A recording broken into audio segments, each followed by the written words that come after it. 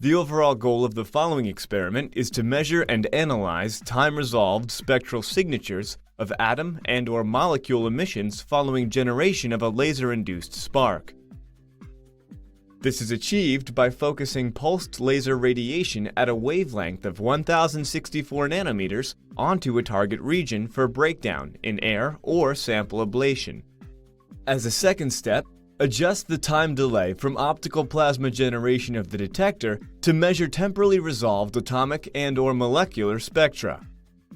Next, wavelength and intensity calibrate the recorded data in order to prepare experimental results for comparison with theory predictions.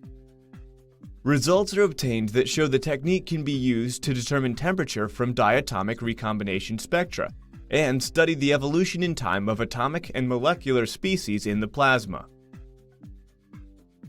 The main advantage of this technique over existing methods like electrical discharge is that laser-induced optical breakdown is relatively easy to perform. This method can help answer key questions in the combustion field, such as laser ignition of combustible liquids, solids, and gases. Atomic and molecular spectra are also helpful in understanding combustion processes. Though this method can provide insight into laser-induced phenomena, it can also be applied to other systems, such as pulsed vapor deposition. Moreover, detailed spectral analysis can aid in understanding of astrophysical plasma.